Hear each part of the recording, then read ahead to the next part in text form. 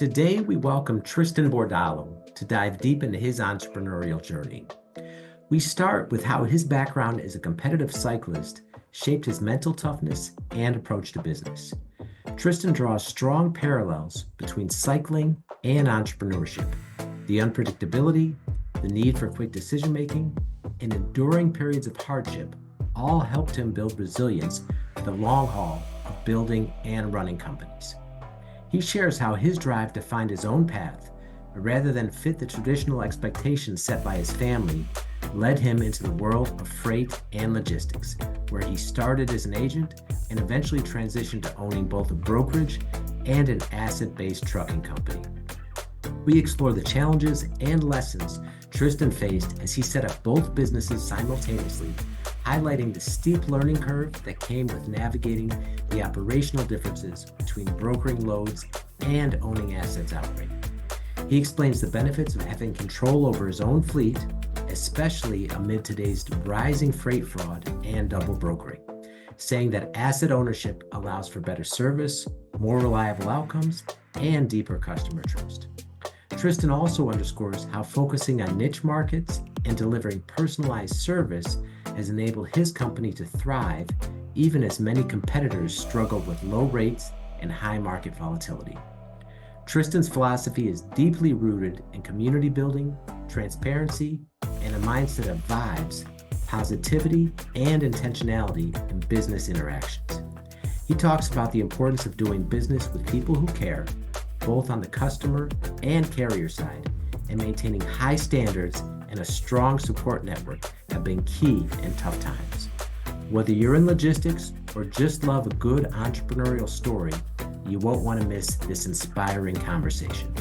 As always, if you found value from this content, please like and subscribe. All right, Tristan Bordallo, welcome to Beyond Fulfillment. Thank you, Dave. Yeah, appreciate you being here. Okay, so Tristan, first question. How did your experience as a competitive cyclist influence your mental toughness and approach to the long haul of building your businesses? Oh, wow. That's a good one. You pulled that one out. That requires a lot of training. It's not just getting on the bike, and there's a lot of moving pieces to cycling, to the gear you have, to how you take care of your equipment, how you eat, to how you train. And it reminds me a lot of running a business, because even though you have everything set up for success, you're prepared. You never know what's on the road. Cars are on the road. Another cyclist. It's not as, it's not as like unpredictable. There's a lot of things that are unpredictable, and you got to be able to move quickly and make decisions quickly, or you'll end up on the ground. And one of the hardest things that I've done in cycling was climbing and being able to keep on holding on to someone's wheel. So, that pain cave that you're in, I call it, and you're suffering and you're just holding on for dear life. And that's exactly business. And it's really trained me to be mentally tough for running a business, because just like cycling, no matter how prepared you are, it's going to be a tough ride. In my world, a personal brand is invaluable. A year ago, Easy DC was brand new with just a couple of customers and no online presence. Then I found Hicks Marketing. They helped me amplify my personal brand, build a solid content strategy, publish my podcast, and 10x the number of customers we serve, all in less than 1 year. Do you need a marketing partner who gets you and cares about your success? Reach out to Alicia at hicksmarketing.com for more info and tell her Dave Goulas sent you. Yeah, absolutely. And so we were just talking off camera, and you mentioned you've been an entrepreneur now for 21 years. So what was it that made you decide to go that route rather than the conventional way of just getting a job? Well, I don't think I'd be a really good employee anyways, right? I'm always questioning things. I'm hyper curious. I always question why. And even my mom, coming from Filipino parents, my mom is a nurse. And in the Philippines, you have to be a doctor, a nurse, or a lawyer, and you have to go to a 4-year college. And I asked my mom, well, how much does a nurse make? And this was back in, I'd say 25 years ago.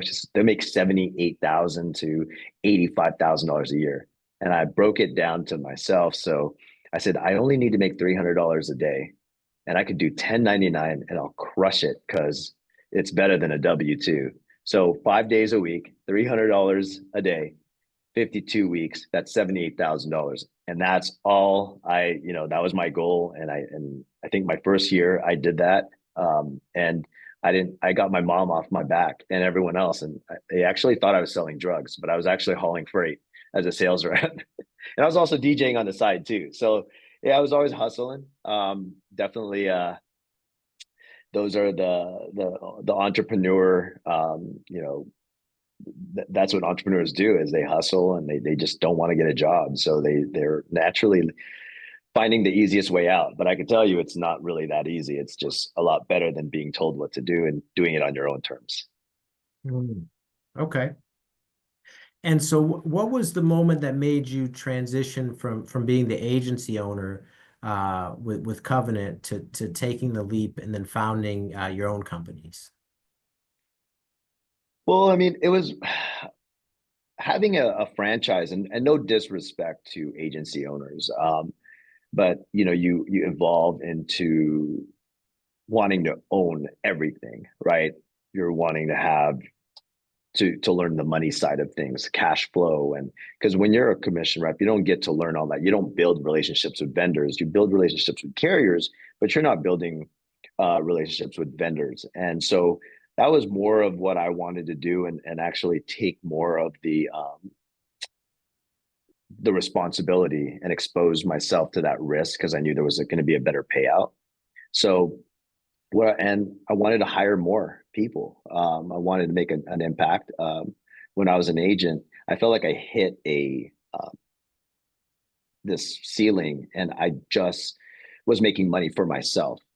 So it's like a glorified sales rep with a couple of assistants. But if you really want to run a fully operational business, you're going to have to figure that out by having your own brokerage and having your own trucking company. I actually launched both at the same time, which was crazy on my part, but that's ignorance is bliss. You never really know how hard it is. You think it's all, oh, I've done this for so many years, I could do it. So yeah, I mean, just the whole agency part. And plus, I was, if I was going to build something, I was there for 10 years. And it's almost like building a McDonald's, right? You don't actually own McDonald's. You own a franchise, and it's not your business. And I wanted more of a legacy for myself. And I wanted, I had kids, and I turned 40 that year. And I wanted my kids to know that name on the truck or that name on the company was the name that I came up with, not that I was building something under. Okay. All right. And so you mentioned you started the asset-based brokerage and the non-asset based at the same time. So what made you decide to do that? Well, I mean, I've always been in brokerage, so it's asset-based trucking company. So brokerage has no assets.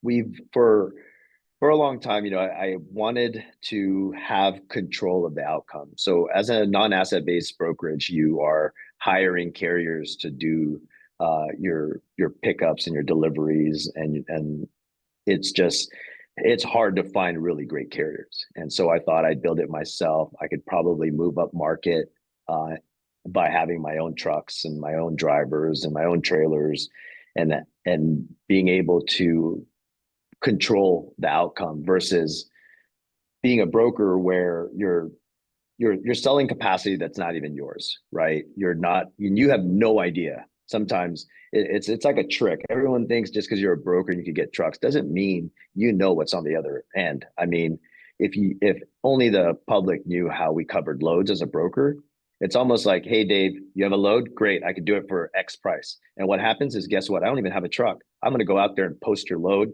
and see if I could find a carrier. That's if I don't have a relationship with someone who could do that. And remember, we're covering all 48 contingent states.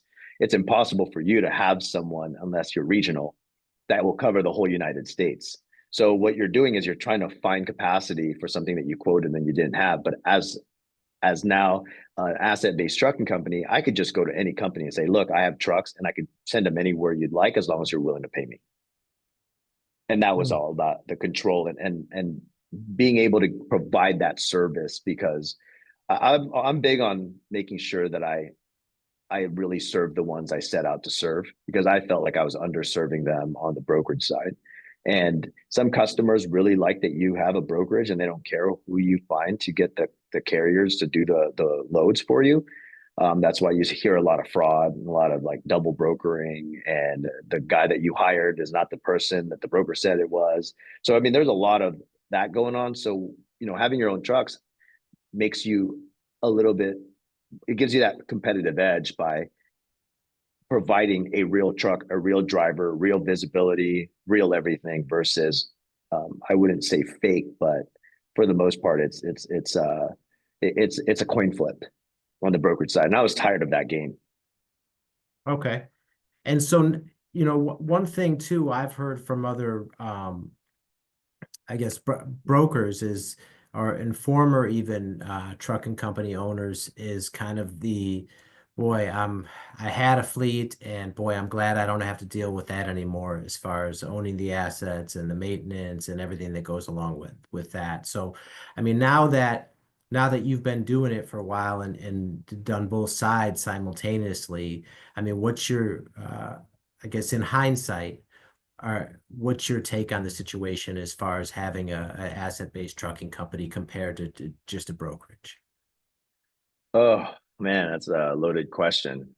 Some days I feel just like everyone else that say the same thing. I've had my own assets. I've had a headache in doing this, and there's days where I'm like, wow, I'm so glad I have my own assets. So like anything in business or in entrepreneurship, it goes up, down, up, down, up, down. Same thing with your feelings. But I think I'm at a good place with it now. There's been a lot of pivoting, and there's that moment where I I set out to do events because I knew that was going to be something that could pay. That's moving up market, right? That's really having like we just went to the Country Music Awards. We left this Friday. And I looked at that Raycon and I said, man, this is crazy. This is what it was all about. There's no way I was never gonna get that type of customer if I didn't have my own trucks, right? And the money that we're making back and forth, it's really what a sustainable rate would look like. And so that makes it all worth it for me. We also did SneakerCon. So we're doing more conventions. We're doing more of the little, there's a lot of risk and a lot of exposure so that you can't even fail. It's like a no fail load, right? You do concerts, you do big events, and I've done lights for Coachella. Like things like that are very you can't be a broker and do that because you don't have the drivers, or you don't have the assets, you don't have the control, you don't have the visibility. There's no way in the world I would be trusting a broker, me brokering out a load to someone who I have no idea who's going to be on the other end. So yeah, I mean, that question is it just depends on what you're after and if you don't find the niche and you're just running pallet loads, yeah, you're going to keep getting that feeling where it's not worth it, because a lot of the freight out there that's moving into the Walmarts and the Targets, yeah, those loads are not everyone can do those loads. You've got to set yourself apart. And if that's what you're building your trucking company for, you're gonna you're gonna hate owning trucks. Hmm. Okay. All right. And so when you did, start both companies simultaneously, what was the biggest, I mean, I guess how steep was the learning curve after being an agent for so long? I would say very steep. And I always say this: when you're in front of a computer and you're booking loads, you're not really out in the real world of trucking. It's two different cultures. And I think one of the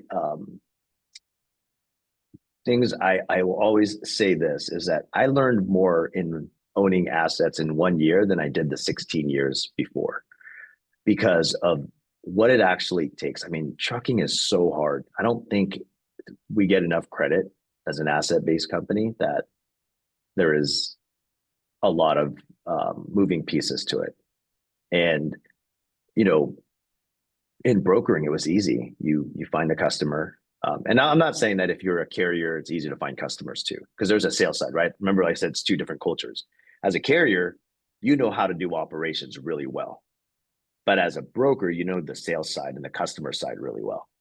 So, but I had no idea what it took to actually get the job done. And that's when I realized, wow, I I'm so glad I'm learning their culture because I already know what brokerage is like.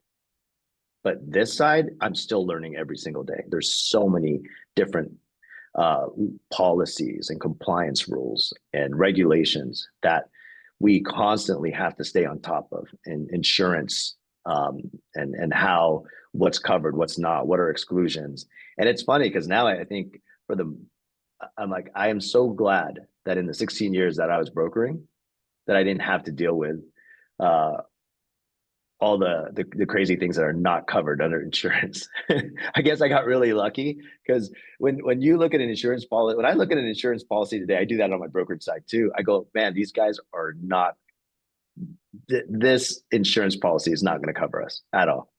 But those are the customers that I let them know. I go, look, hey, if you're going to ship out these pallets, just know that I'm not going to be responsible for it when something happens because this is a really crappy carrier that we're hiring to do this. And some of the customers, they don't really care, man. They just really want cheap pricing, and that's okay.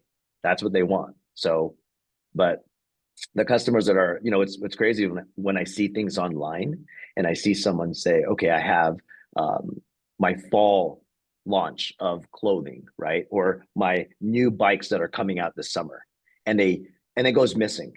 And then they go online and they cry about it. Oh my God, I can't believe I don't have anything to sell for my fall season. Oh, summer's coming. I don't have any bikes to sell. Well, that's what you get for hiring. I hope the $300 that you saved or the $400 that you saved was enough savings that you did not have anything to sell for your fall and your summer bikes. You know what I mean? Like those type of things are are the consequences of cheap and trusting that brokers are going to have it versus paying someone that has assets and saying, hey, why don't you just pay $300, $500 more? You'll get there, but you'll have something to sell. I mean, service is everything when it comes to trucking. Yeah, and just following up on that, I mean, clearly, like you mentioned, the fraud and the double brokering and all that's been in the news heavy over the last, year and then some. And I mean, all by all accounts, I mean, it's at record highs in terms of the theft and whatnot. How is that aspect of it impacted your business? It's actually great. Like not that I'm glad that it's happening, but it's definitely the consequences of what we've been doing prior, right? It's an evolution of what has I saw this coming a long time ago. And this is, going back to your other question, I remember thinking, wow, that is the reason why I like owning my own trucks, right? Because I don't have to worry about that. And I worry about it on my brokerage side when we're giving it to someone that we don't know. And so we came up with something in the last year and a half here saying, hey guys, we're only going to work with carriers that we care about and that care about us and that we know. Because I had no idea that this was going to turn out this bad. I mean, we got rid of a lot of awesome carriers in the last couple of years. So right now you either have all the big guys. This is what the future of freight looks like to me. You have all of the big guys and all of the crappy guys. All the guys in between are going to be gone because a lot of the, when the middleman takes over and controls pricing, here's what happens. You have the big guys that they don't care about because they're never going to get the assets from the Schneiders and the Covenants and the, JB Hunts. They're not, but they're going to get the carriers that are on this side. And now they're going to have to vet which one's the best that could do their load for them. All the in-between guys, you made them do it at the price of these little guys. Or, sorry, the guys that are shady. I mean, there's a reason why there's so much fraud right now. There's not a lot of great carriers left, and it's scary. And that's why, it's a good time to have assets and to be a good human being, because it's great to turn down loads. And I think in the last year I've had 3 customers call me, Tristan, I got this much stuff stolen. We only want you to do it. Tristan, I got this stuff stolen. I trust you. Can you do it? Tristan, you're the only one. I saw you on LinkedIn. Can you help us? We have this stuff stolen. And it's awesome, because it's an opportunity for me. The more, I guess the more we mess around, the more we find out. And it's a great opportunity for the ones doing the right things. And you mentioned too, like you only want carriers that care, right? And one of the things talking about LinkedIn, you're always posting care for all, and you're building community. So can you talk about more about where that comes from? Yeah, so I'm part of a entrepreneurs organization. I've just joined in the last 2 years, and that's really opened up my eyes and gave me the lens to building a community. Because, I'm in an industry that's so fragmented, and I felt, what if I apply some of the real community building skills and things I'm learning in this community of entrepreneurs? And I thought, I shouldn't be worried about changing the whole industry, but I don't want to go against it, but I'm going to be for this community. I'm going to care for all, where we are taking care of both sides. Because I know how hard it is to be a small carrier. And I know how hard it is to be a broker who's scared to hire carriers that are out there. So if I build a community based on everyone and the principles of only do business with the people that care about you and that you care about, and I think would be in a better place, at least in that community, because everything's going to happen anyways. I don't want to be a part of it anymore. It's not that I'm against it or this is a better option. I just want a community that's for something. And if it's for carriers that want to come in and say, hey, I'm tired of getting, ripped off, or I'm tired of, of, of staying afloat and being stressed out about not paying my bills, let's get together. I'll give you my capacity if we can find me the right customers. And today I'm way more intentional about the customers I'm getting. I'm no longer just going for the low hanging fruit and to just ship stuff just for revenue. I'm really about, okay, am I really making an impact? Are we really making an impact? Are we really helping the carriers that are doing this and the drivers? Because if the more we help our carriers, the more they can help the drivers. And I always say that, the customer will dictate what type of drivers we get. Okay. And so clearly a noble way to do business with that mindset. How challenging is it, considering, the freight market especially the rates have been low. There's been a lot of brokerages going under over the last several years. There's been certainly a slowdown, since the COVID high a few years back, and there's been some overcapacity. Like how challenging is that, operating from that mindset, given the realities of the freight market today? Uh, um, it's funny because I was thinking, okay, if it's really challenging, I would have had to get a job 21 years ago, right? And I'm not trying to be on the front of Forbes or magazine and trying to have the biggest brokerage or the biggest trucking company. I'm just trying to help as many customers that want to be helped. And I think, it is, like you said, it's a noble thing to have a trucking company that's caring for all, and a brokerage that's caring for all. But there are customers that do support us in our vision. And so I'm very lucky and excited to have made those connections versus worrying about what's going on around me. Because it sucks if you're a carrier that is just and a broker that's there for money, then you're going to go out of business. I mean, if you're not making impact, you're not caring about the outcome and the consequences, and it shows. by how you operate and how the brokerage operates and how you treat carriers.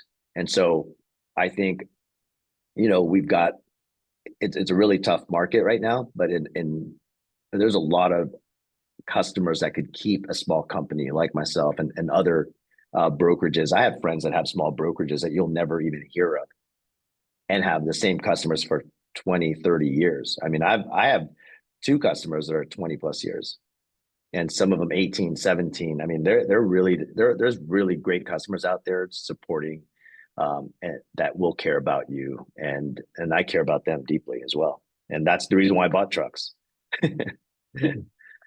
Okay. All right. And then coming to, present day, right? As we record this, we're in late April. The tariff situation is still very much up in the air as far as how that's going to go. The China negotiations are ongoing, but we have no resolution there. I mean, various people are predicting a big slowdown. Some people are saying there's going to be a lot of empty shelves starting soon. And one of the areas potentially that's going to get hit hard is ports, particularly on the West Coast, and then freight. I mean, what's your outlook for the coming months, based on how you see the situation right now? I think I'm in the same boat, pun intended. Just kidding. I'm probably on the same boat as everyone else. There's a lot of uncertainty. I'm part of Harbor Trucking Association and California Trucking Association. It is something that we really talk about, especially, I went to a Harbor Trucking Association meeting last week and I never saw that many people. I mean, it was standing room only and there was more people outside. And I know everyone's looking for the answers. But one of the things I do is anything can change at any moment. Tomorrow, someone can say in the administration, okay, just kidding, we're back to normal, everything's okay. And then there's another camp that I've been able to see where they're resilient. I have Chinese customers that are telling me that they're already moving quickly to assemble like in the Philippines or Vietnam and trying to figure out what they're going to do. And so I have faith in that everything is going to, of course, there's going to be a lot that are going to be suffering, but there's also ones that are going to be fighting. So it's like, let's go back to cycling, right? In cycling, there's a competitive side to everyone. They want to stay in that pack. They want to stay in the peloton, and they're going to do whatever it takes to get there. And if they don't make it in that peloton that weekend, they're going to work their butts off the next couple of months or days, and then they'll be in that peloton. There's those people. And then there's like, oh, those guys are too fast. I don't even want to hang out with them anymore. And then they just stop and they just hang out and be a coffee shop rider, which that's fine. I'm a coffee shop rider today, or actually I'm on the peloton on the indoor bike. But what I'm saying is that there are people that want to compete, and there are people that are going to want to make these. There's some awesome entrepreneurs out there, and I don't think this is just everyone's just going to sit back and wait. There are going to be those that are willing to take that risk and still go at it no matter what. They're not just going to abandon their freight. They're finding ways to make this work, and that's the camp that I want to start, hanging out with and trying to find versus the ones that are just negative, because I don't have time for that. Yeah, agreed. Yeah. Something else too that you post often is, I think you sign off, you say vibes, y'all. And Yeah. you've posted about you mentioned positivity there, and you talked about the importance of your vibration and your attitude and all that. Like how do you think that mindset has impacted your success as an entrepreneur? Yeah. It's just being free, right? Not caring, not saying not caring about the outcome, but it is what it is. You surrender to the outcome, right? Like there's nothing I could do. There's not much I could control. And that's why if you just vibe at really high vibrations and I think good things will come. And a lot of people say I'm lucky, right? Oh, you're lucky. I mean, I don't think it has to do with luck. It's a lot of it. It's how what you put out there is what you're going to get. And I truly believe that, because if you always vibrate in the highest vibrations, which is being joyful and just being positive, and good things will come, and you just keep working towards it. Because if you know, for someone who's been an entrepreneur for this long, I always say it's got to be something, and it is the vibes, right? Like, it's how you vibe. If you surrender to what's going to happen, of course you could cry about it and get upset, but if you just go back and not let it get to you, and just go back to being positive and working towards something, and because action is always like, okay, let's go, let's go, let's go. And that's the vibe right there, because I think that gets you through a lot of hard stuff.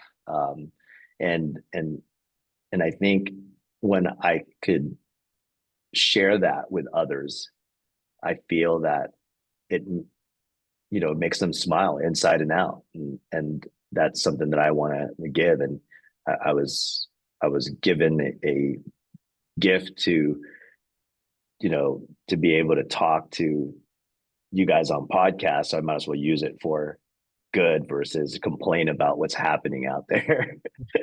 Because that would be so boring, man. I mean, I can't have a conversation about all the bad stuff. I don't even watch TV, Dave. Not one. Not Really? 1 hour, not even 1 minute of TV. It's crazy how everyone goes, dude, I never watch TV. Like, anyone that knows me will say, dude, you never turn on the TV. Because it's all negative. Like, I read a lot, and I hang out with a lot of friends. I connect a lot, because that's the stuff that's, at the end of the day, that's what makes me happy, is connecting with others, being able to talk about life and deep things, and connect like human beings.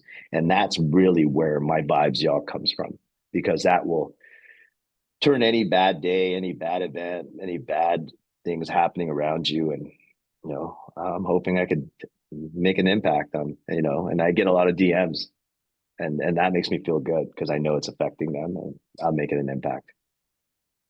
All right. Well said.